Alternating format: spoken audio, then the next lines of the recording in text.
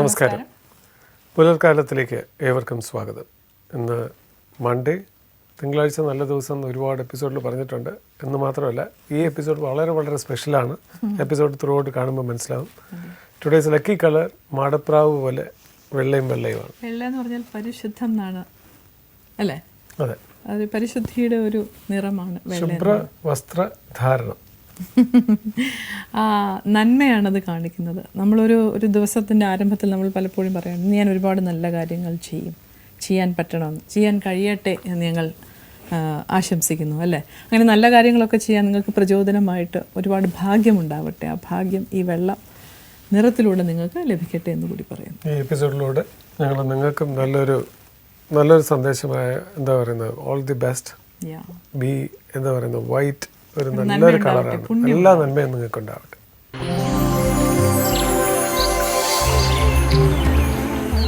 Thought of the day. പൊതുവേ നമ്മൾ ഏത് കാര്യങ്ങൾ ചെയ്യാൻ തുടങ്ങുമ്പോഴും നമ്മളെ പേടിപ്പിക്കുന്നത് ഒരു തോൽവിയാണ്.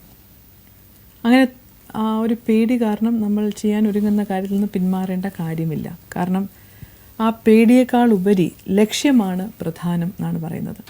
ഒരു വലിയ ലക്ഷ്യത്തിന് വേണ്ടി തോൽക്കുന്നത് ഒരു നല്ല കാര്യം തന്നെയാണത്. ലക്ഷ്യം മാർഗത്തെ സാധൂകരിക്കും എന്നും ഗീതയിൽ പറഞ്ഞിട്ടുണ്ട് അല്ലേ? അപ്പോൾ ലക്ഷ്യം തന്നെയാണ് മനുഷ്യന് ഏറ്റവും ആവശ്യം. തോൽവി എന്നുള്ളൊരു പേടിയുടെ ആവശ്യമില്ല. Go forward, fight it out. അതിൽ തോൽവിയും അപ്പം നമുക്കൊരു ഞാനൊരു വലിയ കാര്യത്തിന് വേണ്ടിയാണ് തോറ്റത്, ഒന്നുമേ ചെയ്യാതെ ഇരിക്കുന്നതിനേക്കാളും നല്ലതാണ് ഒരു വലിയ കാര്യങ്ങൾ, ഒരു വലിയ ലക്ഷ്യത്തിന് വേണ്ടി ഇറങ്ങി പുറപ്പെട്ടു. തോറ്റ സാരമില്ല, അണ്ണാൻ കുഞ്ഞും തന്നാലായതെന്നുള്ള രീതിയിൽ ഇറങ്ങിത്തിരിക്കുക. Fight it out, maybe you will win also. എല്ലാ ബിസിനസ്സുകാർക്കും ഒരു സെയിങ് ആണ്. കാരണം ഇത്തരം ഒരു പ്രചോദനം ഉണ്ടെങ്കിൽ എന്തെങ്കിലും വലിയ കാര്യങ്ങൾക്ക് വേണ്ടി ഒരുപാട് പ്രാവശ്യം തോറ്റ വ്യക്തികൾ ചിലപ്പോൾ ജീവിതത്തിലുണ്ടാവും. We are also one among that specimen. ഞങ്ങൾ ഒരുപാട് നല്ല കാര്യങ്ങൾ ചെയ്യാൻ ശ്രമിച്ചിട്ട് തോറ്റവരാണ്. പക്ഷേ ഇന്ന് വീണ്ടും പുലർക്കാലത്തിൽ നിങ്ങളുടെ മുന്നിലിരിക്കുന്നു. അതൊരു ആറ്റിറ്റ്യൂഡിൻ്റെ പ്രശ്നം മാത്രമാണ്. ഞാൻ തോൽക്കുമെന്ന് തീരുമാനിച്ചാൽ തോക്കും. നമ്മൾ ഇൻവൈറ്റിംഗ് ആണത്. ഞാൻ തോക്കില്ല, എനിക്കതിന് തോൽക്കാൻ എനിക്ക് മനസ്സില്ല എന്ന് പറഞ്ഞ് മുന്നോട്ട് പോവുകയാണെങ്കിൽ ലോകത്ത് ഒരു ശക്തിക്ക് നമ്മളെ പിടിച്ചു നിർത്താൻ പറ്റില്ല എന്നുള്ളതാണ്. ഒരു ആറ്റിറ്റ്യൂഡാണ് വേണ്ടത്. ആ ലക്ഷ്യത്തിന് പുറകെ പോവുക. ആ ലക്ഷ്യം തന്നെയാണ് നിങ്ങളെ വിജയിപ്പിക്കുന്നത്.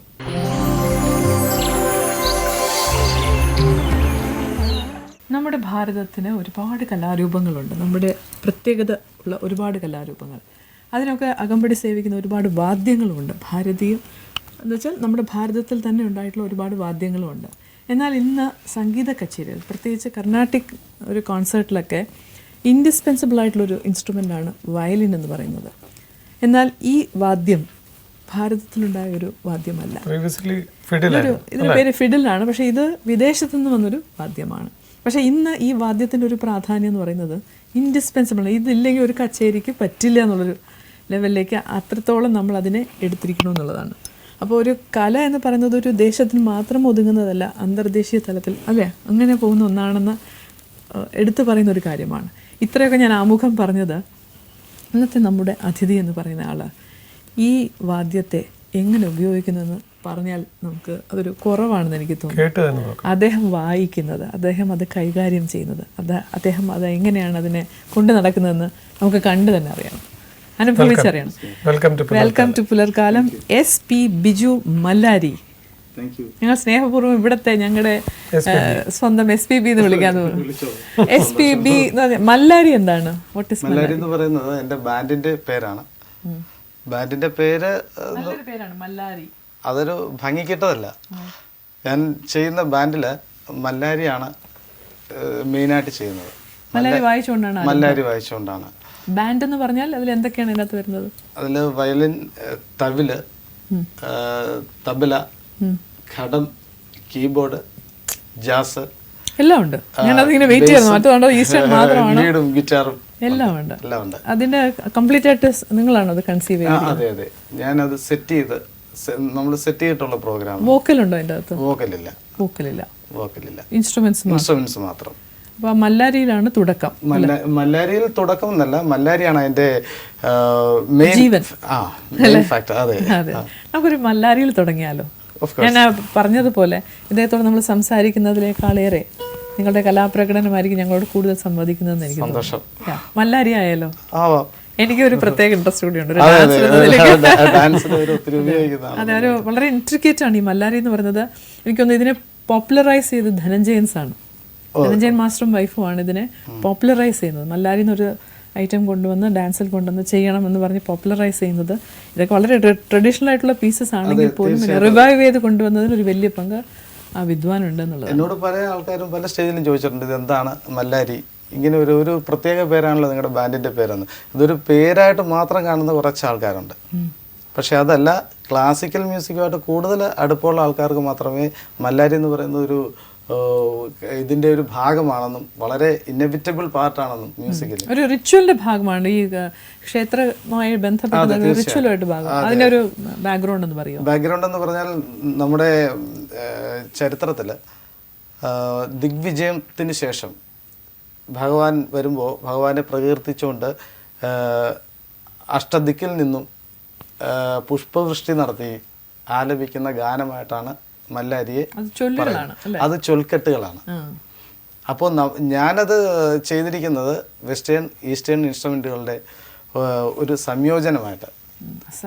എന്നാൽ ഇതിന്റെ ട്രഡീഷണൽ ലെവൽ വിടാതെ എന്നാൽ കുറച്ച് വെസ്റ്റേൺ ഇൻസ്ട്രുമെന്റ്സ് കൂടി അതെ അതെ അതെ അതാണ് ഫ്യൂഷൻ എന്ന് പറയുന്നത്. ഇന്ന് പലർക്കും അറിയില്ല ഫ്യൂഷൻ എന്താണെന്ന് അറിയാതെ ഇപ്പൊ കുറെ ഇൻസ്ട്രുമെന്റ്സ് എല്ലാം കൂടെ വിളിച്ച് വായിക്കുന്ന ഒരു അവസ്ഥയാണ് ഇന്നുള്ളത്. അതിൽ നിന്ന് കുറച്ച് വ്യത്യസ്തമായിട്ട് വളരെ ചുരുങ്ങിയ പ്രോഗ്രാമേ ഞാൻ ചെയ്യുന്നുള്ളൂ. അങ്ങനെ ഒരു ടേസ്റ്റുള്ള ഓഡിയൻസിന് വേണ്ടി മാത്രം ചെയ്യും. നമുക്കൊരു മല്ലാരിയിൽ തുടങ്ങിയാൽ ഞങ്ങളുടെ പ്രേക്ഷകർ നല്ല ടേസ്റ്റ്. പ്രത്യേകിച്ച് ജീവൻ ടി വിയിൽ വന്ന് വായിക്കുന്നതിലും സന്തോഷമുണ്ട്. അതിൽ കൂടുതൽ ചേച്ചിയുടെ നിങ്ങൾ രണ്ടുപേരും ചേച്ചിക്ക് ഇതിനെ കുറിച്ച് കൂടുതൽ അറിയാവുന്നതാണ്. ഇത് ചെയ്യുന്നത് അതും കൂടെ കൊണ്ട് കൂടുതൽ സന്തോഷമുണ്ട്. വായിക്കാം. ഞാൻ ആദ്യ താളത്തിലുള്ളൊരു മല്ലാരി വായിക്കാം. നമുക്ക് കുറച്ച് എളുപ്പമുണ്ടല്ലോ. രാഗം കൂടി പറഞ്ഞു. ഗംഭീരനാട്ടയിലാണ് മല്ലാരി എല്ലാം ചെയ്യുന്നത്. മല്ലാരി എന്ന് പറയുന്നത് കൺസെപ്റ്റ് തന്നെ ഗംഭീരനാട്ടയാണ്. ഗംഭീരമാണ്. കാരണം ഇത് നാദസ്വരം എന്ന് പറയുന്ന ഇൻസ്ട്രുമെന്റിലാണ് മല്ലാരി വായിക്കുന്നത്. അതിൻ്റെ പ്രത്യേകത രാത്രിയിൽ നമ്മുടെ ഭഗവാനെ എഴുന്നള്ളിച്ച് നിർത്തുന്ന സമയത്ത് നമ്മൾ അതിനപ്പുറത്ത് ശിവേലി അല്ല, വിളക്കിന് എഴുന്നള്ളിപ്പെന്നാ പറയുക. ആ സമയത്താണ് മല്ലാരി വായിക്കുന്നത്. നാദസ്വരത്തിലാണ് വായിക്കുന്നത്. പണ്ട് കാലത്ത് എല്ലാ മനുഷ്യരും ദീപാരാധന കഴിഞ്ഞ് ഊണ് കഴിക്കാൻ വീട്ടിലേക്ക് പോകും. വീട്ടിലേക്ക് പോയി കഴിഞ്ഞാൽ അമ്പലം ഒരു മൂകതയിലിരിക്കുന്ന സമയമാണ്, ഉത്സവ സമയം. അപ്പോൾ ആളെ വിളിച്ച് ഒന്ന് ഉണർത്തി കൊണ്ടുവരാൻ വേണ്ടിയിട്ടാണ്. അപ്പോൾ അതുകൊണ്ട് തന്നെ ഇത് സഗമപനി വലിയ സ്വരങ്ങൾ തന്നെ, ശുദ്ധമധ്യമാണെന്നേ ഉള്ളൂ. അതങ്ങനെ വലിയ സ്വരങ്ങളിൽ ഉള്ള മേജർ രാഗമായ ശങ്കരാഭരണത്തിൻ്റെ ജന്യമായിട്ടാണ് പറയുക. അപ്പോൾ അങ്ങനെ വലിയ സ്വരങ്ങൾ കൊണ്ട് മൈക്ക് പോലും ഇല്ലായിരുന്ന സമയങ്ങളിലാണ് നാദസ്വരത്തിൽ ഇങ്ങനെ വായിച്ച് കേൾപ്പിക്കുന്നത്. എത്രയോ കിലോമീറ്റർ കേൾക്കും. അപ്പോഴാണ് ആൾക്കാർ വീട്ടിൽ നിന്നൊക്കെ വിളക്കെഴുന്നള്ളിപ്പ് എന്ന് പറയുന്നത്. ഞാനൊക്കെ ഈ ശ്രീകണ്ഠേശ്വര അമ്പലത്തില് ഇതേപോലെ ഈ വിളക്ക് അതുമായി ബന്ധപ്പെട്ട് ഈ നാദസ്വരം വായിക്കുന്ന ഒരു ഹസ്ബൻഡ് ആൻഡ് വൈഫിനെ കണ്ടിട്ടുണ്ട്. ഓർക്കുന്നുണ്ടോ? തമിഴ്നാട്ടിൽ നിന്ന് വന്നത് അവര്. തമിഴ്നാടിന്റെ ബാക്ക്ഗ്രൗണ്ട് എന്തൊരു വായനയാണെന്നറിയോ? അതിനുശേഷം ഇപ്പോഴാണ് കേൾക്കാൻ പുറത്ത് ഭഗവാൻ എഴുന്നള്ളിച്ച് വരുമ്പോഴത്തേക്ക് ഓരോരുത്തരും പറയുകയാണ്. ആ സമയത്ത് നാദസ്വരത്തിൽ വായിക്കുന്ന രാഗമാണെന്നുള്ളത് ഞാൻ ഇപ്പോഴാണ് അറിയുന്നത്. മല്ലാരി വായിച്ച് കേൾക്കുമ്പോൾ നമ്മൾ നേരത്തെ പറഞ്ഞ പോലെ പ്രത്യേക ഫീലാണത്. ഫ്രഷ് ആവും. പെട്ടെന്ന് നമുക്ക് അതിലേക്ക് ഈശ്വരനിലേക്ക് നമ്മൾ കുറച്ച് അടുക്കുന്ന പോലെ ഒരു ഫീൽ. നമുക്കൊന്ന് കേൾക്കാം. തീർച്ചയായും മല്ലാരി ഈശ്വരനിലേക്ക് അടുക്കാനുള്ളൊരു നോക്കാം.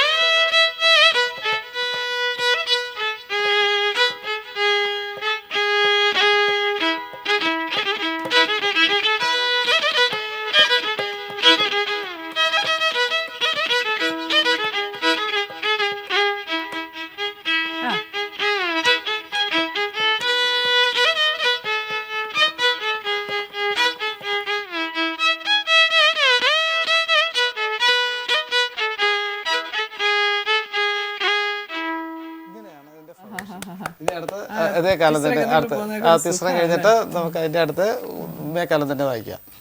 എനിക്ക് കേട്ട് മതിയായില്ല. നമുക്ക് വയലിൻ മാത്രമാകുമ്പോ നമുക്ക് അതിന് പരിമിതിയുണ്ട്. താളം കൂടെ കിട്ടിയ സന്തോഷം. ഇതിന് ശരിക്കും തകില് തന്നെ വേണം. തകിൽ തന്നെ ആ പെരുക്കം വായിക്കാനായിട്ട് അല്ലേ? തകില് അതിന്റെ കൂടെ തകിൽ അക്കമ്പനി ചെയ്യുമ്പോഴാണ് നമുക്ക്. എനിക്ക് ആ ഫീലാണ് എനിക്ക് ഓർമ്മ വരുന്നത്. ഞാൻ എന്റെ 2 ബ്രദേഴ്സ് തവില് വായിക്കുന്നവരുണ്ട്. അങ്ങനെയാണ് ഞാൻ ശരിക്കും ഈ ഇത് മല്ലാരി എടുക്കാൻ കാരണം. അവരുടെ പേരെന്താണ്? ഹരിശ്രീ ബ്രദേഴ്സ് എന്ന് പറയും. ഹരിശ്രീ ബ്രദേഴ്സ്, വെരി ഗുഡ്. വളരെ ഫേമസ് ആയിട്ടുള്ള ആർട്ടിസ്റ്റുകളാണ്. അപ്പൊ ഞങ്ങൾ 3 പേര് ചേർന്നിട്ടാണ് ബാൻഡ് തുടങ്ങിയത്. അങ്ങനെ തുടങ്ങിയത്. അപ്പൊ നിങ്ങളുടെ ബാൻഡിലെ അംഗങ്ങൾ തന്നെയാണ്? അതെ അതെ അതെ അതെ. അപ്പൊ ഒരു മേജർ ആർട്ടിസ്റ്റ് നിങ്ങളുടെ വീട്ടിൽ തന്നെയുണ്ട്. തീർച്ചയായിട്ടും. ഒരാൾ വരാതെ വിഷമിപ്പിച്ചാൽ അത് മാത്രമല്ല, പെങ്ങളുടെ മോള സിംഗർ ഭാഗ്യലക്ഷ്മി അനിയത്തിയുടെ കുട്ടിയാണ്. റിയാലിറ്റി ഷോയിലൊക്കെ വരുന്ന കുട്ടിയാണ്. പാട്ട് പാടുന്ന കുട്ടിയാണ്. അതെ അതെ. അപ്പൊ നിങ്ങളുടെ പാടാറുണ്ടോ നിങ്ങളുടെ ബാൻഡ്? ഉണ്ട്, ഇടയ്ക്ക് പാടുന്നുണ്ട്. ഞങ്ങളുടെ ബാൻഡിലെന്നല്ല, അത് ആവശ്യമുള്ള സമയങ്ങളിലൊക്കെ ചില ഷോസിനൊക്കെ. ശരിക്കും പറഞ്ഞാൽ ഈ അച്ഛനമ്മമാർ എത്ര ഭാഗ്യം ചെയ്ത ആളാണ് മക്കളിങ്ങനെ അല്ലേ? ഒരു എത്രയോ ഒരു കുടുംബം എടുത്താൽ ഒരു കുടുംബത്തിലെ ഒരാളാണ് കലാകാരനായിട്ടൊക്കെ പണ്ട് ജനിച്ചിരുന്നത്. ഇന്നത്തെ അച്ഛനമ്മമാരൊക്കെ ഒരുപാട് ഭാഗ്യം ചെയ്തവരാ. എന്റെ കാര്യത്തിൽ വേറെ തിരിച്ചാണ്. എന്താ? ഞാൻ ആർട്ടിസ്റ്റ് ആവുമെന്ന് ഒരിക്കലും വിചാരിച്ച ആളല്ല. അതെന്താ അങ്ങനെ? സ്കൂളിൽ പഠിച്ചാൽ മതി എന്നായിരുന്നു വീട്ടിൽ നിർബന്ധം. സ്കൂളിൽ പഠിക്കാൻ യാതൊരു രക്ഷയില്ലായിരുന്നു എന്നുള്ളത് പിന്നീടാണ് വീട്ടുകാർക്ക് മനസ്സിലായത്. ഞാൻ ഡിഗ്രി വരെ വലിയ പാടുപെട്ടാണ് പഠിച്ചത്. പഠിക്കണം എന്ന് ആഗ്രഹം തോന്നും, പുസ്തകം എടുക്കുമ്പോൾ ഉറക്കം വരും. ഇൻട്രസ്റ്റ് മുഴുവൻ കലയില്ല. എന്നാ ഇത് തുടങ്ങിയത് ശരിക്കും? വയലിൻ എപ്പോഴാണ് തുടങ്ങിയത്? ചെറിയ പ്രായത്തിലാണ് തുടങ്ങി. എത്ര വയസ്സാണ്? ഏകദേശം 15 വയസ്സൊക്കെ ഉള്ളപ്പോഴേ. ഞാൻ ആദ്യം പഠിച്ചത് നെടുമങ്ങാട് ശിവാനൻ സാറിൻ്റെ ഒരു സ്റ്റുഡൻ്റ് ഉണ്ട് അവിടെ, രാജേന്ദ്രൻ എന്ന് പറയുന്നത്, നമ്മുടെ അടുത്ത് തന്നെയുള്ള ആ സാറിൻ്റെ അടുത്താണ് ആദ്യത്തെ പാഠങ്ങളെല്ലാം പഠിച്ചത്. അത് സംഗീതമാണോ വയലിനാണോ? വയലിനാണ്. അതിനുശേഷം നെടുമങ്ങാട് ശിവാനൻ സാറിൻ്റെ അടുത്താണ്. പിന്നെ മ്യൂസിക് കോളേജിൽ RLB മ്യൂസിക് കോളേജിലാണ് പഠിച്ചത്. RLB പഠിച്ചതാണ്. ഡിഗ്രിയാണോ പ്രവീണാണോ? അത് ഞങ്ങൾ പഠിക്കുമ്പോൾ പോസ്റ്റ് ഡിപ്ലോമയാണ്, ഗാനഭൂഷണം. തന്നെയാണ്. അതെ, ഞാൻ 97 പാസ് ഔട്ട് ആയതാണ്. അന്നത്തെ ഒരു ഡിപ്ലോമ കോഴ്സിന്റെ ഒരു വില എന്ന് പറയുന്നത് ഡിഗ്രിക്ക് ഉണ്ടോ എന്ന് സംശയിക്കേണ്ടിയിരിക്കും. അങ്ങനെ പറയാൻ പാടില്ല. കലാകാരന്മാർക്കറിയാം. നമ്മൾ ഒരു ഡിഗ്രി മേടിച്ച് ഒരു കൊണ്ട് വെക്കുന്നതല്ലല്ലോ. വായിക്കാൻ പറഞ്ഞാൽ വായിക്കണമല്ലോ. പ്രത്യേകത അന്ന് പ്രാക്ടിക്കലിനായിരുന്നു പ്രാധാന്യം. ഇന്ന് കുറച്ച് തിയറിറ്റിക്കലായി അല്ലേ? ഗംഭീരനാട്ട കൈവച്ച അറിയണമല്ലോ. അതെ, ഒരു പാമരന് പോലും മനസ്സിലാവണമല്ലോ. അതല്ലേ സംഗീതം. തീർച്ചയായിട്ടും അതെ, തീർച്ചയായും. അത് ചെയ്യാനുള്ള ബുദ്ധിമുട്ടും ഇന്ന് അത്രയും കുട്ടികൾക്ക് പ്രാക്ടീസോ അതിനുവേണ്ടിയുള്ള ഡെഡിക്കേഷനോ ഉണ്ടെന്ന് തോന്നുന്നില്ല.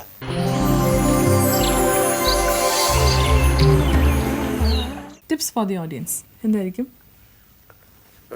മൈൻഡ്ലി brain we have tantalised so much. കാരണം എത്രയും ഇതെല്ലാം കലാകാരന്മാർക്കുണ്ടാകുന്നതാണ്. അതായത് ഇപ്പോൾ നിങ്ങൾ പ്രേക്ഷകർ പലരും സിനിമ കണ്ടിട്ടുണ്ട്. ഒരു സിനിമയുടെ ഷൂട്ടിംഗ് നിങ്ങൾ കണ്ടിട്ടില്ല എന്നുണ്ടെങ്കിൽ ഷൂട്ടിംഗ് കാണണം. രാവിലെ മുതൽ വൈകുന്നേരം വരെ ആ ഒരു ഷൂട്ടിങ്ങിൽ ആ നായകനോ അല്ലെന്നുണ്ടെങ്കിൽ നായികയോ അതിൻ്റെ തിരക്കഥയുടെ എല്ലാ സീനുകളും മാറ്റിയും തിരിച്ചും മറിച്ചും ക്ലൈമാക്സ് ആദ്യം അഭിനയിക്കുക, പിന്നെ ഇങ്ങനെ ചെയ്ത് കഴിയുമ്പോൾ ഈ അവതരണത്തിലുമുണ്ട് ഒരുപാട് കാര്യങ്ങൾ. നമ്മളെ ബ്രെയിൻ തന്നെ നമ്മളെ ഒരു പ്രക്രിയയും ചെയ്യാൻ സമ്മതിക്കാത്തൊരവസ്ഥ വരും. നമ്മൾ എന്ത് ചെയ്യണമെന്ന് വിചാരിച്ചാലും ബ്രെയിൻ സമ്മതിക്കില്ല. Because your time is up, you have to go. അതിങ്ങനെ ബ്രെയിൻ ഇങ്ങനെ പറഞ്ഞുകൊണ്ടേയിരിക്കും. ഇത് പലപ്പോഴും സ്റ്റേജിലും കാണാറുണ്ട്. നല്ല സിംഗേഴ്സ്, പെർക്കഷനിസ്റ്റ്, എല്ലാവർക്കും ഒരു ടൈം കഴിയുമ്പോൾ എല്ലാവർക്കും ഉള്ളതാണ്. ഞാൻ എൻ്റെ കാഴ്ചപ്പാടിലാണ് ഞാൻ പറഞ്ഞത്. പെർക്കഷനിസ്റ്റ്, അതുപോലെ തന്നെ സ്റ്റേജ്, ഷൂട്ടിംഗ്, ഇതെല്ലാം ഞാൻ നേരിട്ട് അനുഭവിച്ചിട്ട് ഉള്ള ഒരാളാണ്. എൻ്റെ ബ്രെയിൻ പല സമയത്തും ഫാറ്റിക് ആയിട്ടുണ്ട്. ബിക്കോസ് എനിക്കൊന്നിനും കോൺസെൻട്രേറ്റ് ചെയ്യാൻ പറ്റാത്തൊരവസ്ഥയിൽ എത്തുമ്പോഴത്തേക്ക് ഐ ബിക്കം ഫ്ലാറ്റ്. ഈ സമയത്ത് ഇപ്പം താര പറഞ്ഞതാണ് കറക്റ്റ്. ഈ സമയത്ത് ഏറ്റവും കൂടുതൽ യു ചേഞ്ച് യുവർ ആറ്റിറ്റ്യൂഡ്. എന്തെങ്കിലും ഒരു ഗെയിം, ഇപ്പോൾ സ്ക്രാബിൾ ഗെയിം എന്ന് പറയുന്നത് ഒരു നല്ല ഗെയിമാണ്. അതാണ് പറഞ്ഞു വരുന്നത്. ബ്രെയിൻ ട്വിസ്റ്ററാണ്. അതായത് ഇരിക്കുന്ന ബ്രെയിനിനെ ഒന്ന് കൊലഞ്ഞു കിടക്കുന്ന ബ്രെയിനിനെ ഒന്ന് ഫോർമാറ്റ് ചെയ്യാനായിട്ട് അറ്റൻഷൻ ബ്രെയിനിൻ്റെ സംഭവത്തിൽ നിന്ന് മാറി വേറൊരു കാര്യത്തിലേക്ക് പോകും. അത് സ്ക്രാബിൾ ഗെയിം തന്നെ കളിക്കണമെന്നില്ല. Think of something better. നിങ്ങളിപ്പോൾ ശല്യപ്പെടുത്തിക്കൊണ്ടിരിക്കുന്ന സാധനത്തിനെ കുറിച്ച് മറന്നിട്ട് വേറെ എന്തെങ്കിലും കാര്യത്തിനെ കുറിച്ച് ഓർത്താൽ തന്നെ ബ്രെയിൻ ഒന്നും. ഏറ്റവും ബെസ്റ്റ് സ്ക്രാബിൾ കളിക്കുകയാണെന്ന് പറയുന്നത് പെട്ടെന്ന് ഈസിയാണ്. സ്ക്രാബിൾ ഗെയിം കളിച്ചാൽ ബുദ്ധി അല്പം ഒന്ന് ഷാർപ്പൺ ആവാൻ പെട്ടെന്നൊന്ന് നമ്മൾ അയ്യോ ഫാറ്റിക് ആണോ എന്ന് ചിന്തിക്കുന്നതിന് മുന്നേ ഒരു സ്ക്രാബിൾ സ്ക്രാബിൾ കളിക്കുന്ന അത്ര ബുദ്ധി ഉള്ളവർ വേണം കളിക്കാൻ കേട്ടോ. കാരണം ഈ എല്ലാ കളറും ഒരു സ്ഥലത്ത് വന്ന് എത്തുകയും വേണം. സ്ക്രാബിൾ എന്ന് പറഞ്ഞാൽ ഇതായിട്ടിരിക്കുന്നതിന് ചേർത്ത് വെച്ചൊരു സാധനം ഉണ്ടാക്കും. അതെ. ഓക്കെ. അപ്പോൾ അതൊരു നല്ലൊരു എക്സസൈസാണ്, ബ്രെയിൻ ഒരു നല്ല എക്സസൈസാണത്. അപ്പോൾ അത് ട്രൈ ചെയ്യാം. അങ്ങനെ ഫാറ്റിക് ഒക്കെ വരുമ്പോഴത്തേക്കും മേ ബി അല്ലേ അതൊരു just think something out of your brain. yeah.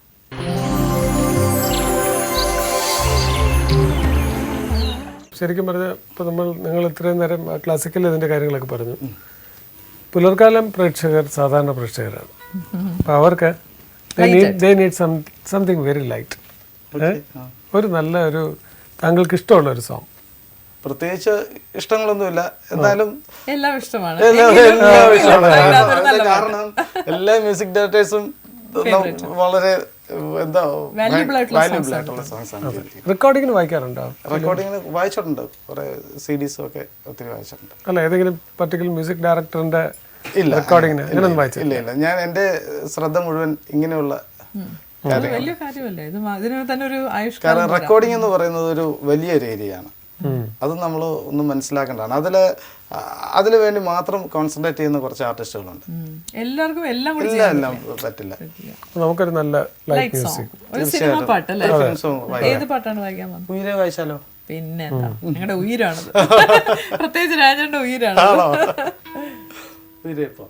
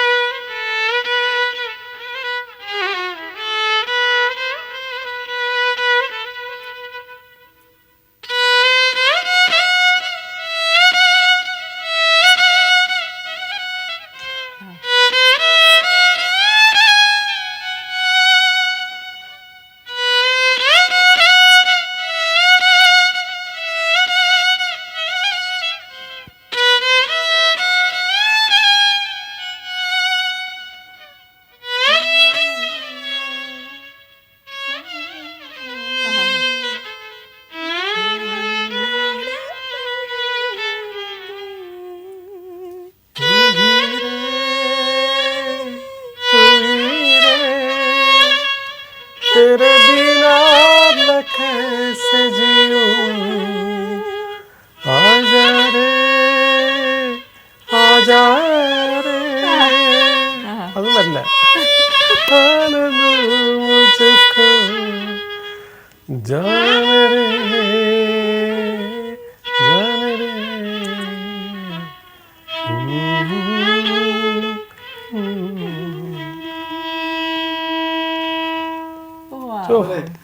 ഇത് കേട്ടപ്പോൾ എനിക്ക് ഓർമ്മ വന്നത് ഹരിഹരൻ എന്ന് പറയുന്ന സിംഗർ ഞങ്ങൾക്ക് വേണ്ടി രാത്രി 2 മണിക്ക് ഇംപ്രൂവൈസേഷൻസോടുകൂടി ഈ പാട്ട് പാടിയതാണ് എനിക്ക് ഓർമ്മ വന്നത്. അദ്ദേഹം എപ്പോ പാടിയാലും അതിന് വെറൈറ്റി ആണ്. അയ്യോ ഞങ്ങൾ കേട്ടിങ്ങനെ രാത്രി 2 മണിക്ക് ഇരുന്ന് അദ്ദേഹത്തിന്റെ പാട്ട് വെളുക്കോളം നമ്മളിരുന്ന് കേട്ടു. ഞങ്ങൾ ചുമ്മാ ഞങ്ങൾ മാത്രം ഞങ്ങൾക്ക് വേണ്ടി പാടി അദ്ദേഹം ഏലോ കാൻസേ ഹേ എന്ന് പറഞ്ഞിട്ട് പാടി ഞങ്ങൾക്ക് വേണ്ടി. ആ സംഗീതം അത്ര ഒരു മെസ്മറൈസിങ് അല്ലേ? അയ്യോ തീർച്ചയായിട്ടും അത് എന്ത് ഭംഗിയുടെ പാടാനേ ബുദ്ധിമുട്ടാണ്, അതിലും ഡിഫിക്കൽട്ടാണ് സ്ട്രിങ്സിൽ ഇങ്ങനെ വായിക്കുക നിങ്ങൾ ഇതിൽ ചെയ്യുമ്പോഴൊക്കെ ഞാൻ ഹരിജി പാടുമ്പോഴേ ഹരിജിയുടെ എക്സ്പ്രഷൻസ് ഹരിജിയുടെ ഫേസിൽ കാണാൻ പറ്റും. ആ ഓർണമെന്റേഷൻസ് മുഴുവനും അതുവഴി ഇങ്ങനെ കാണിച്ചു കംപ്ലീറ്റ് കാണിച്ച് കൊണ്ട് എത്തിച്ചൊക്കെ വായിച്ചു പാടും, വെട്ടി വായിച്ചുകൊണ്ടാണ് പാടുന്നത്. ഒരു ഹിന്ദുസ്ഥാനി ഇന്ന് പലരും പാടുമ്പോഴത്തേക്ക് ഇങ്ങനെ എഴുതിയാ പാടുന്നത്, ക്യാഷ് അതിനുവേണ്ടി പാടുന്നവരാണ്. കലയോട് സ്നേഹിച്ച് പാടുന്നവരും കലയോട് ചെയ്യുന്നത് കണ്ടാലറിയാം നമുക്ക്. അതെ, നിങ്ങളെ കണ്ടത് എനിക്ക് മനസ്സിലായി. ഞാനത് ആമുഖത്തിൽ നിങ്ങൾ വായിക്കുന്നത് കേൾക്കാതെ പറഞ്ഞതാണ്. ഒരു കലാകാരനെ നമുക്ക് കാണുമ്പോഴേ നമുക്ക് മനസ്സിലാവും പുള്ളിയുടെ സമീപനം എന്താണ്, ആ കലയോടുള്ള അർപ്പണബോധം എന്താണെന്നുള്ളത് നമുക്ക് പ്രത്യക്ഷത്തിൽ പറയുന്നത് വലിയ സന്തോഷം.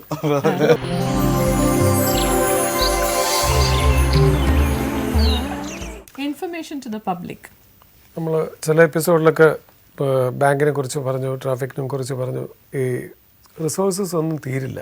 ഇതിനെക്കുറിച്ച് പറഞ്ഞാലും അത് വീണ്ടും വീണ്ടും വീണ്ടും പ്രിസിപ്റ്റേറ്റ് ചെയ്തുകൊണ്ടേയിരിക്കും. അതായത് നമ്മളിപ്പം കാർ ഡ്രൈവ് ചെയ്യുമ്പോഴത്തേക്ക് പല സ്ഥലത്തും ഒരു ഡിവൈഡറിൻ്റെ പോർഷനിലൊരു സാധനം വരച്ച് വെച്ചേക്കും. നമ്മൾ ഈ കരുവാറ്റ ജംഗ്ഷനിലൊക്കെ പോകുമ്പോഴത്തേക്ക് ഏറ്റവും കൂടുതൽ ഞാൻ കണ്ടിട്ടുള്ളതാണ്. ഈ ഡിവൈഡറിന് പകരം ഇങ്ങനൊരു ലൈൻ വരച്ചിട്ടേക്കും. ആ സ്ഥലത്ത് ഓവർടേക്ക് ചെയ്യരുതെന്നാണ് അവർ പറയുക. ഏറ്റവും കൂടുതൽ ആക്സിഡൻറ്റ്സ് നടന്നിട്ടുള്ള സ്ഥലമാണ്. ഇപ്പം ഞാൻ കരുവാറ്റ ജംഗ്ഷൻ ഒരു എക്സാമ്പിൾ പറഞ്ഞാൽ, കാരണം ഞാൻ ഏറ്റവും കൂടുതൽ ട്രിവാൻഡ്രം ട്രാവൽ ചെയ്യുന്ന ആളാണ്. ഡ്രൈവ് ചെയ്ത് വന്നിട്ടുള്ളതാണ്. സോ എനിക്ക് തന്നെ അറിയത്തില്ലായിരുന്നു. അവിടെ ഫ്രീ ആയിട്ട് കിടക്കാനുള്ളതെന്ന് വെച്ചിട്ട് ഞാൻ ഒരു ദിവസം ഓവർടേക്ക് ചെയ്തപ്പോൾ എൻ്റെ കൂടെ വന്ന ആളാണ് പറഞ്ഞത്, സർ ഇവിടെ അങ്ങനെ ഓവർടേക്ക് ചെയ്യാൻ പാടില്ല, ബിക്കോസ് ഏറ്റവും ബ്ലൈൻഡ് സ്പോട്ടുള്ള സ്ഥലമാണത്. ഏറ്റവും കൂടുതൽ ആക്സിഡൻറ്റ്സ് നടക്കാൻ പറ്റുന്ന ഒരു സ്ഥലമാണ് ബ്ലൈൻഡ് സ്പോട്ട്. അവിടെ മനുഷ്യൻ വണ്ടി ഓടിക്കുമ്പോൾ ഈ ബിക്കംസ് എ ബ്ലൈൻഡ്. പ്രേതബാധയൊന്നുമല്ല, ബ്ലൈൻഡ് സ്പോട്ട്. നമ്മൾ അവിടെ ആ സ്ഥലത്ത് ഓവർടേക്ക് ചെയ്യരുതെന്ന് കാണിക്കാൻ വേണ്ടിയിട്ട് അവിടെ എഴുതി വെച്ചിട്ടുണ്ടാകും, ഡു നോട്ട് ഓവർടേക്ക്. അപ്പം ഇത്തരത്തിലുള്ള റോഡ് സയൻസ് നോക്കി വണ്ടി ഓടിക്കുന്ന ഒരു നല്ല പ്രക്രിയയിലോട്ട് ഡ്രൈവ് ചെയ്യുന്നവർ മാറണം. സ്കൂൾ സോണുണ്ട്, അതുപോലെ തന്നെ ആക്സിഡൻറ്റ് പ്രോൺ ഏരിയ എന്ന് പറഞ്ഞ് പല സ്ഥലത്തും എഴുതി വെച്ചിട്ടുണ്ട്. അത് കാണുമ്പോഴെങ്കിലും ഒന്ന് നിങ്ങൾ ബ്രേക്ക് ചവിട്ടി ഒരു 1 minute resolution, I should be very cautious, ഞാൻ കെയർഫുൾ ആയിരിക്കും എന്ന് പറഞ്ഞ് ഓടിക്കുന്നത് ഞാനൊക്കെ ചെയ്യും. കൊല്ലത്ത് താഴെക്കൂടെ ഇങ്ങനെ സ്പീഡിൽ ഞാൻ ഇറങ്ങി അങ്ങ് പോകുമ്പോഴത്തേക്ക് അവിടെ ഒരു ജംഗ്ഷനിൽ 5 പേര് മരിച്ചിട്ടുണ്ട്. ഞാൻ എപ്പോഴും അവിടെ എത്തുമ്പോഴത്തേക്ക് ഞാൻ അവരുടെ ആത്മാവിന് വേണ്ടി പ്രാർത്ഥിച്ചിട്ട് വണ്ടി അതുവഴി പോകും. എല്ലാവരും കൂടെ ചോദിക്കും എന്തിനാണ് അങ്ങനെ ചെയ്യുന്നതെന്ന്. നമ്മളെ ഒരു ഡ്രൈവിങ്ങിന് നമുക്ക് കുറച്ചുകൂടെ കോൺഫിഡൻസ് കിട്ടും, that you are helping others. സിമ്പിളാണ്, ഇതിന് ഫൈനോ ഒന്നുമില്ല. You have to change your habit, change your attitude. ഡ്രൈവിങ്ങിലെങ്കിലും നമ്മൾ എപ്പോഴും കെയർഫുൾ ആയിരിക്കുക. Safe driving, keep your family safe.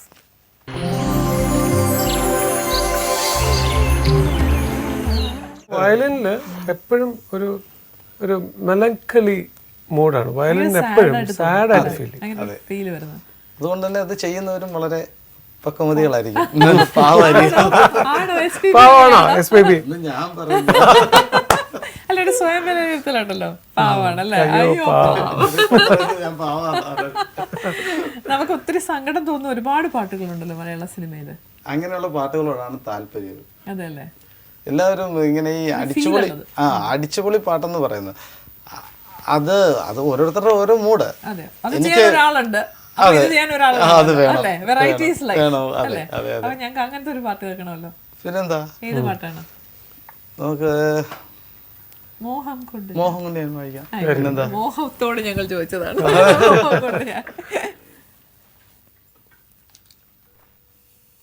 ഈ പാട്ട് വായിക്കുന്നതിന് മുമ്പ് നമ്മള് ജോൺസൺ മാസ്റ്റർ ഒന്ന് സ്മരിക്കുന്നത് നല്ലതാണ്. എന്തൊരു പാട്ടാണ് അദ്ദേഹം അല്ലേ. അദ്ദേഹത്തിന് എല്ലാ ക്രിയേഷൻസും അതെ ജെംസ്. അതെ ഭയങ്കര. മലയാളത്തിന് അങ്ങനെ ഒരു അനുഗ്രഹമുണ്ട്. ഒരു പിടി നല്ല സംഗീത സംവിധായകർ അമൂല്യമായ കുറെ ഗാനങ്ങൾ നമുക്ക് തന്നിട്ട് അല്ലേ, അവരനശ്വരരായി. ഞാൻ കഴിഞ്ഞിടയ്ക്ക് ഒരു പ്രോഗ്രാം വായിക്കുമ്പോൾ അർജുന മാഷ് ഉണ്ടായിരുന്നു. അർജുന മാഷ് അദ്ദേഹത്തിന്റെ ചെമ്പകത്തേകൾ വായിച്ചപ്പോഴേക്ക് ഈ പാട്ട് സ്വർണ്ണമുഖിലെ ഇങ്ങനെയുള്ള പാട്ടുകൾ വായിച്ചപ്പോൾ എന്നെ വിളിച്ച് അടുത്തിരുത്തി ഒത്തിരി ഭയങ്കരമായിട്ട് അപ്രിഷ്യേറ്റ് ചെയ്തു. അതും നമ്മളുടെ ജീവിതത്തിൽ നമുക്ക് മറക്കാൻ പറ്റാത്തൊരു അനുഭവം. തൈകൾ പൂത്തെന്നൊക്കെ പറഞ്ഞാൽ നമ്മുടെ കോളേജ് ഡേയ്സിന്റെ ടൈമാണ്. അതെ അതെ, നമുക്ക് അങ്ങനെയുള്ള പാട്ടുകളോടാണ് നമ്മുടെ താല്പര്യം. അത് കേൾക്കുന്നതിന്റെ സുഖവും ചുംബനം കൊള്ളാൻ ഒരുങ്ങി. അതെ അതെ, അമ്പിളി എന്നൊരു സ്കെയിൽസ് ഒക്കെയാണ് അത് അല്ലേ? അതെ, അതുകൊണ്ട് അദ്ദേഹം എന്നെ സ്റ്റേജിൽ നിന്ന് എന്നെ വിളിച്ച് അടുത്ത് കൊണ്ടുവന്നിരുത്തി കുറേ അധികം നേരം സംസാരിച്ചു. അതിനുശേഷമാണ് ഞാൻ വീണ്ടും പോയി വീണ്ടും ഒരു പ്രോഗ്രാം കൂടി കേൾക്കാൻ അദ്ദേഹം ഉണ്ടായിരുന്നു. അങ്ങനെ ഒരു ഭാഗ്യം ഉണ്ടായിരുന്നു. ഞങ്ങൾക്ക് മോഹം ഇതാണ്. തീർച്ചയായിട്ടും.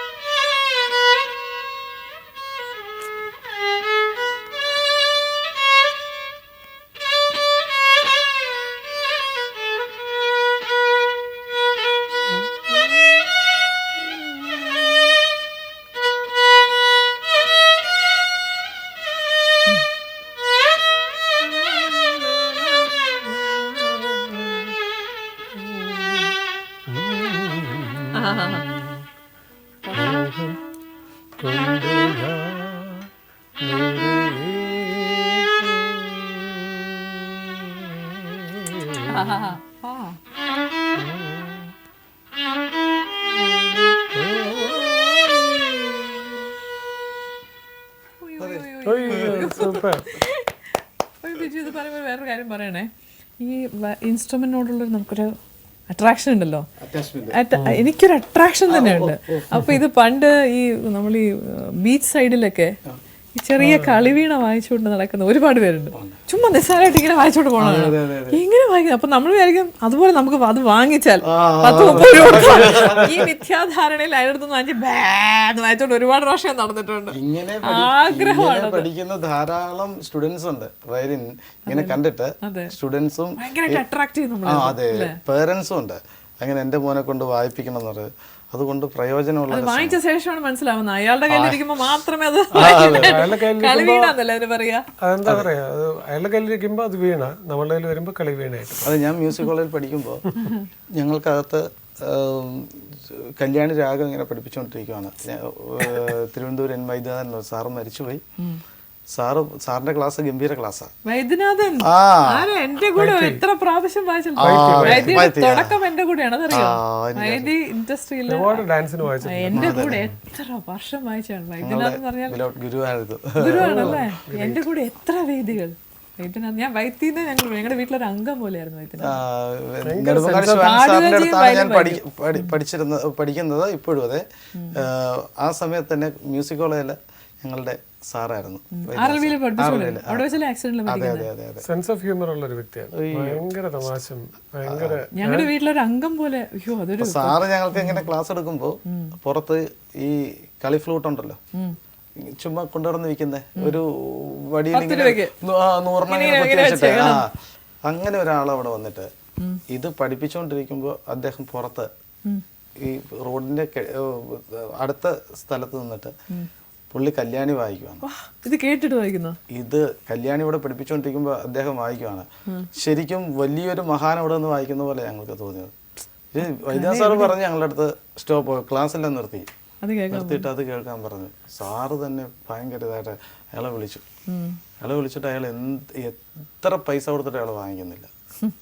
അയാൾക്ക് ഫ്ലൂട്ട് കൊടുക്കുന്നതിന്റെ പൈസ മാത്രം മതി, എക്സ്ട്രാ ഒന്നും വേണ്ട. അയാൾ പോലും അറിയാതൊരു കലയാണ് അയാൾക്ക് എന്തൊരു കഴിവാണെന്നറിയോ? അതാ ഞാൻ നേരത്തെ പറഞ്ഞത്, കളിവീണ വായിക്കുന്ന ആളിന് അയാളുടെ കഴിവാണത്, ടാലന്റ് ആണത്. അയാൾക്ക് സമ്പത്തില്ലായിരിക്കാം, പക്ഷെ അയാളുടെ ഉള്ളില് ജ്ഞാനമുണ്ട്. ഞാൻ തിരിച്ചറിഞ്ഞത്, ഞാൻ വിചാരിച്ചു അത് വാങ്ങിച്ചാൽ എനിക്കും വായിക്കാൻ പറ്റുമോ, പക്ഷെ അത് വായിച്ചപ്പോ എന്റെ ഒരു പന്ന സൗണ്ടാ വന്നത്. ഞാൻ മാത്രം വളരെ ചെറുപ്പത്തിലത്, പക്ഷെ നമുക്ക് അതിനോട് തോന്നിയൊരു അട്രാക്ഷനാണ് ഞാൻ പറയുന്നത്.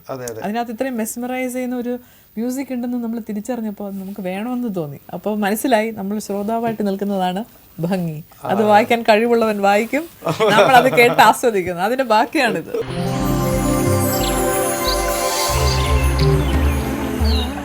ഫ്യൂഷൻ എങ്ങനത്തെ സോങ്സ് ഒക്കെയാണ് യൂസ് ചെയ്യുന്നത്? ഫ്യൂഷൻ നമുക്ക് സാധാരണ രീതിയിലുള്ള ആൾക്കാർക്ക് ഇഷ്ടപ്പെടുക എന്ന് പറയുന്നത്, ഫ്യൂഷൻ എന്ന് പറയുമ്പോൾ തന്നെ അടിച്ചുപൊളി പാട്ട് എന്നുള്ള ഒരു കോൺസെപ്റ്റ് ആണല്ലോ സാധാരണ കാണുന്നത്. അതിൽ നിന്ന് കുറച്ച് മാറിയിട്ടാണ് എൻ്റെ സഞ്ചാരം.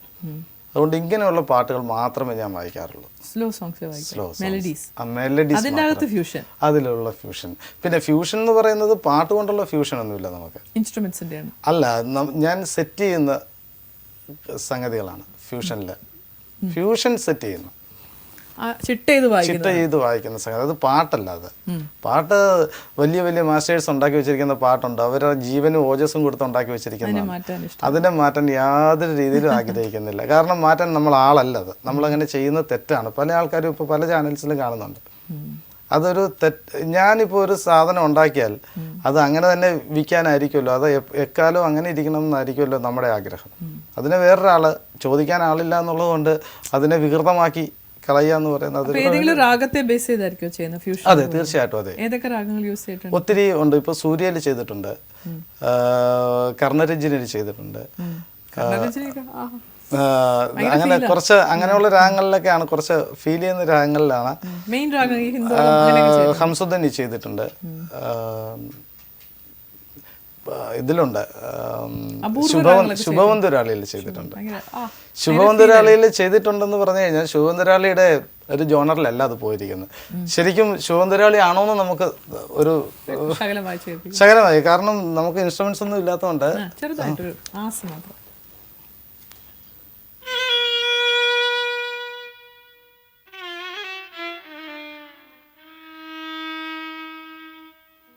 ഇത് വിസ്മയം എന്നാണ് ഈ പീസിന്റെ പേര്. അതെ അതെ അതെ.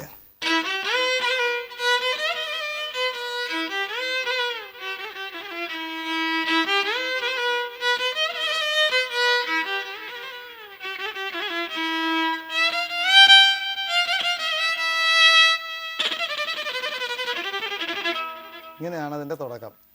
വിസ്മയം പേരിട്ടത് അതിശയം എന്നല്ലേ അർത്ഥം? അതെ അതെ അതെ.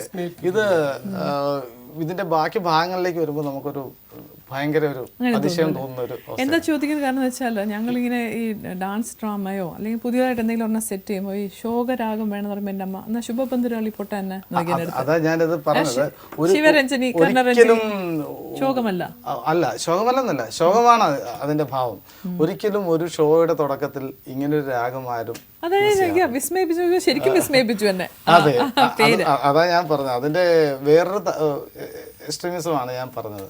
നിങ്ങളുടെ ഒരു കാഴ്ചപ്പാടാണ്. അതെ, എൻ്റെ ഒരു കാഴ്ചപ്പാട്. അതിന്റെ രാഗത്തിന്, എല്ലാ രാഗങ്ങളുടെയും എൻ്റെ ഒരു വിചാരം നമ്മൾ അവലംബിക്കുന്നതാണ് അതിന്റെ ആറ്റിറ്റ്യൂഡാണ്. എനിക്ക് ഹിന്ദോളം ഭയങ്കര റൊമാൻറ്റിക് ആയിട്ട് തോന്നും.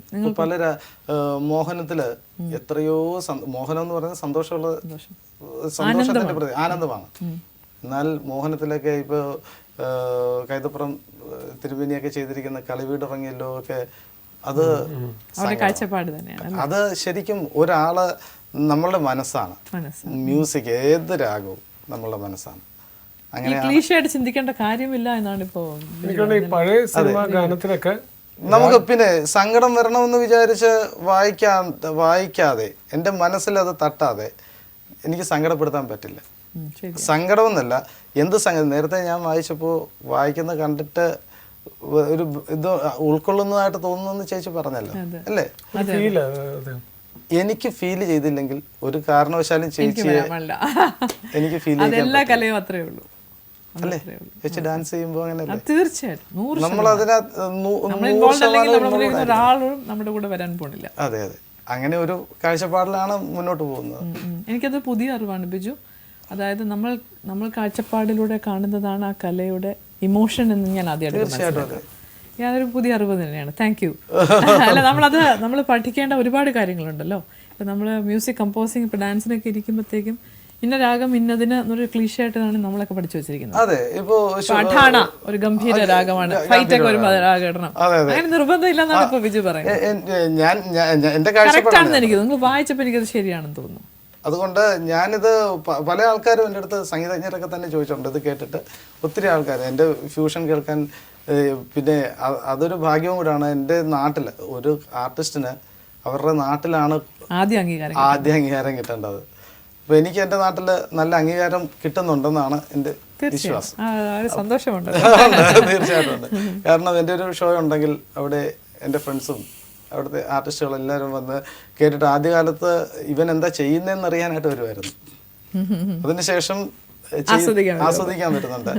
അപ്പോൾ എൻ്റെ അടുത്ത് നല്ലതും ചീത്തയൊക്കെ പറഞ്ഞു തരാറുണ്ട്. അപ്പോൾ അക്കൂട്ടത്തിൽ ചോദിക്കുന്ന ചോദ്യം ഇതായിരുന്നു, ശുഭവന്തുരാളി അതെങ്ങനെ ഇങ്ങനെ? ഞാനിപ്പോ ചോദിച്ചു അതേ ചോദ്യം. അതൊരു ഇഗ്നറൻസ് അല്ലേ, അതൊരു അറിയാനുള്ളൊരു. അതുകൊണ്ട് മാറ്റരുത്. പിന്നെ എൻ്റെ അടുത്ത് ഒരു വലിയൊരു കലാകാരൻ്റെ അടുത്ത് പറഞ്ഞത്, ഒരു ശുദ്ധഋഷഭം വരുന്ന ഒരു രാഗം ഫസ്റ്റ് ഉപയോഗിക്കാന്ന് പറയുന്നത് അത് നിങ്ങളുടെ ധൈര്യമാണ്. അത് ഞാൻ അപ്രീഷിയേറ്റ് ചെയ്യുന്നു. അങ്ങനെയൊക്കെ ഒരുപാട് ക്ലീഷേ ചിന്തകളുണ്ട്. നമ്മൾക്കറിയാത്ത ഒത്തിരി കാര്യങ്ങളുണ്ട്. ഞാനത് അറിഞ്ഞു ചെയ്തതല്ല. ഇപ്പോൾ ഞാൻ കമ്പോസിങ്ങിന് ഇരിക്കുമ്പോൾ എൻ്റെ അമ്മയും ഞാനായിട്ട് ഒരു വലിയ യുദ്ധം നടക്കാറുണ്ട് ഞങ്ങൾ തമ്മിൽ. ചില രാഗം അമ്മ പറയും ഇത് ചേരുമല്ലോ, ഇത് ഇവിടെ ഇടാൻ പറ്റില്ല. ഞാൻ എനിക്ക് ഈ രാഗം തന്നെ വേണം. എൻ്റെ കാഴ്ചപ്പാട് താരാന്ന് രാഗം പോട മുടിയാത്. ഞാൻ പറഞ്ഞു പോടണം, എനിക്ക് വേണം. അത് തെറ്റില്ല. സാഡ് എഫക്ട് കിട്ടാൻ, സാഡ് മൂഡിന് ശുഭവന്തുരാളി, മിശ്ര ശിവരഞ്ജിനി അങ്ങനെയൊക്കെ ദ്വിജാവന്തി കുറച്ചുകൂടി ഭക്തിയുടെയും കൂടെ ഒരു നാമക്രിയ, ഇങ്ങനെ നമ്മൾ കുറച്ച് രാഗങ്ങൾ അതിനായിട്ട് നമ്മൾ സെലക്ട് ചെയ്തിട്ടുണ്ട്. പക്ഷെ എന്നിരുന്നാലും ചില സ്വരങ്ങളുടെ പ്രയോഗങ്ങൾ അത് ആ രാഗത്തിൽ തന്നെ വന്നാലേ കിട്ടുള്ളൂ. ഏത് പാട്ടായിരിക്കും ഞങ്ങൾക്ക് വേണ്ടി വായിക്കുന്നത്? തെരെ ബിനാ സിന്ദഗി ആയാലോ. വീണ്ടും ഒരു ശോകമാണ്.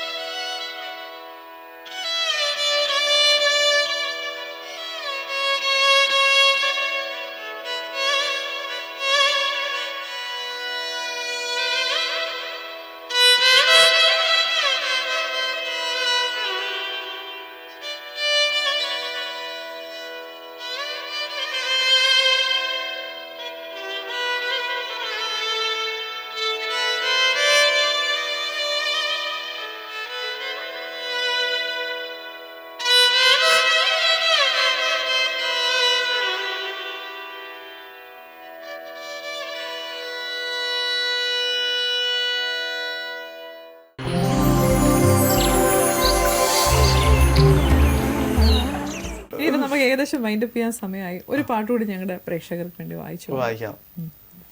എനിക്കൊന്നൊരു ഫീൽ തരുന്ന ഒരു സോങ് മതി, ഒരു ഇന്നത സോങ്. രവീന്ദ്ര മാഷിന്റെ പുഴവരുടെ പെണ്ണ് പായി. ആയിക്കോട്ടെ.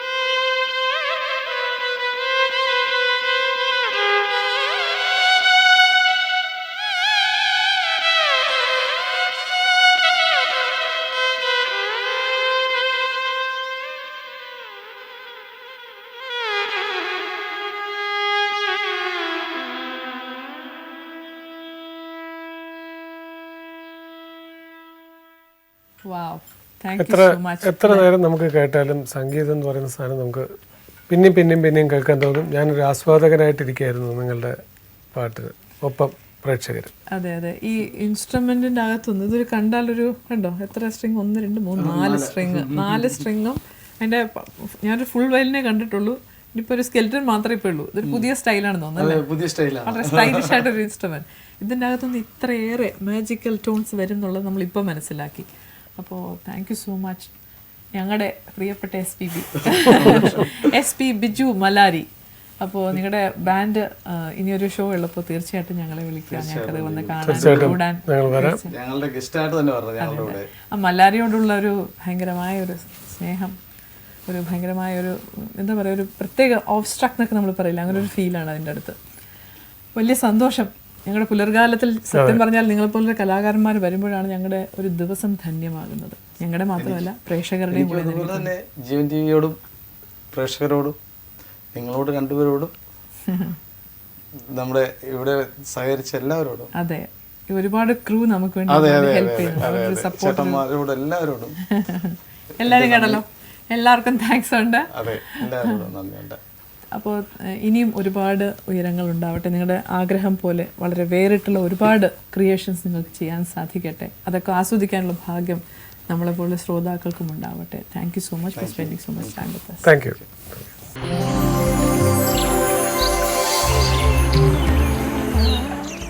Let's see the selfie of the day. Congratulations. Yeah, congratulations. Good. സമ്മാനമായിട്ട് കിട്ടുന്നത് ഒരു ടീഷർട്ടാണ് ജീവൻ TV നിങ്ങൾക്ക് നൽകുന്നത്. ഇന്നത്തെ question of the day. Question of the day എന്ന് വളരെ അതുല്യനായൊരു കലാകാരനാണ് ഇന്ന് നമ്മളെ വയലിൻ വായിച്ച് നമ്മളെ മെസ്മറൈസ് ചെയ്തത്. RLV പ്രോഡക്റ്റുമാണ്. RLV നിന്ന് പഠിച്ചു പാസ്സായ ഇന്ന് അല്ലേ വളരെ യുണീക്കായി ചിന്തിക്കുന്ന ഒരു കലാകാരൻ. സാധാരണ ഒരു ഒഴുക്കിൻ്റെ കൂടെ ഒഴുകാതെ ഒഴുക്കിനെതിരെ നീന്തുന്ന ഒരു മിടുക്കനായൊരു കലാകാരൻ. അദ്ദേഹം ഒരു ബാൻഡ് ഇപ്പോൾ നടത്തുന്നുണ്ടെന്ന് പറഞ്ഞു. ഞങ്ങളെയൊക്കെ ഞാൻ ക്ഷണിക്കണമെന്ന് ഞാൻ അങ്ങോട്ട് പറയുകയും ചെയ്തു. ആ സംഗീതത്തോടുള്ള സ്നേഹം, അദ്ദേഹത്തെ പ്രസൻറ്റ് ചെയ്ത രീതി കണ്ടിട്ട് അത്രയും ഇഷ്ടപ്പെട്ടത് കൊണ്ടാണ് ഞാനത് പറഞ്ഞത്. അദ്ദേഹത്തിൻ്റെ ആ ബാൻഡിൻ്റെ പേരെന്താണ്? അതൊരു ഇപ്പം ഞങ്ങൾ വീണ്ടും ഒരു രാജേട്ടൻ പോലെ ഞാൻ ക്ലൂ കൊടുക്കാൻ തുടങ്ങി. രാജേട്ടൻ പറയൂ ക്ലൂ എന്താണെന്നുള്ളത്. മമ്മൂട്ടിയുടെ ഒരു സിനിമയിൽ മമ്മൂട്ടി അതിനെ വേറൊരു രീതിയിലാണ് പറഞ്ഞിരിക്കുന്നത്. അങ്ങനെയാണോ? അല്ലാതെ നമുക്ക് ആണോ?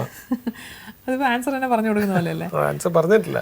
ഓക്കെ, അതൊരു നാദസ്വരത്തിൽ വായിക്കുന്ന ഒരു ഇനമാണത്. അമ്പലങ്ങളിൽ എല്ലാരും ഒന്ന് ഉറങ്ങിയിരിക്കുമ്പോൾ വിളക്ക് എല്ലാരും ഉണർത്താൻ വേണ്ടിയിട്ട് ആ വിളക്ക് എഴുന്നള്ളിപ്പില് ഭഗവാനെ കൊണ്ടുവന്ന് നിർത്തി ആൾക്കാരെ ഉണർത്തി കൊണ്ടുവരാനായിട്ട് ഉപയോഗിക്കുന്ന ഒരു ചടങ്ങാണത്. അത് അദ്ദേഹത്തിന്റെ ബാൻഡിന്റെ പേരായിട്ട് അദ്ദേഹം അതിട്ടത് അത് തന്നെയാണ്. അതിന് കാരണം കൂടി പറഞ്ഞു. അദ്ദേഹത്തിന് 2 സഹോദരന്മാര് തകിൽ വായിക്കുന്നവരാണ്.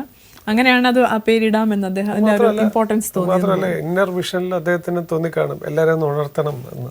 അതെ, ശ്രോതാക്കളെ ഒന്ന് ഉണർത്തിയേക്കാം, അദ്ദേഹത്തിന്റെ വഴിയിലേക്ക് ചിന്തിക്കാനായിട്ടൊന്ന് കൊണ്ടുപോകാനായിട്ട് അദ്ദേഹം നല്ലൊരു പേരാണ് അതിട്ട. ആ പേരെന്താണ് എന്നുള്ളതാണ് ശരി ഉത്തരങ്ങൾ ഞങ്ങൾ എഴുതി അറിയിക്കാം. എഴുതി അറിയിക്കുന്നവർക്ക് ജാക്ക്പോട്ട് പ്രൈസ് ഉണ്ട് 30th ഡേയിൽ. What is the prize Thara? Soma group of റിസോർട്ട്സിൻ്റെ ഒരു കംഫർട്ടബിൾ സ്റ്റേ ആണ് തരുന്നത്. അപ്പോൾ നിങ്ങളുടെ അഭിപ്രായങ്ങൾ, നിർദ്ദേശങ്ങൾ, സെൽഫി, ആൻസർ ഇതൊക്കെ ഞങ്ങൾക്ക് അയയ്ക്കുക. അപ്പോൾ ഇന്നത്തെ പുലർകാലം നമുക്ക് വൈൻഡപ്പ് ചെയ്യാനുള്ള സമയമായി. വളരെ സന്തോഷം ഞങ്ങളോടൊപ്പം ഇത്രയും നേരം ഞങ്ങളോടൊപ്പം ആസ്വദിച്ചു എന്ന് പറഞ്ഞു അല്ലേ? ഞങ്ങൾ ഒരുപാട് ആസ്വദിച്ചു ആ മ്യൂസിക്കൽ എപ്പിസോഡ്സ് ഒരുപാട് പുലർക്കാലം നൽകിയിട്ടുണ്ട്. ഇന്നത്തെ എപ്പിസോഡ് വളരെ യൂണീക്കായിട്ട് നിന്നൊരു എപ്പിസോഡാണ് ഇന്നത്തേത്. ഞങ്ങൾ ആസ്വദിച്ച് കാണുമെന്ന് ഞങ്ങൾ വിശ്വസിക്കുന്നു. നാളെ വീണ്ടും ഒരു യൂണീക്ക് എപ്പിസോഡായിട്ട് ഞങ്ങൾ വരുന്നതാണ്. നാളെ കാണാം. Till then, bye.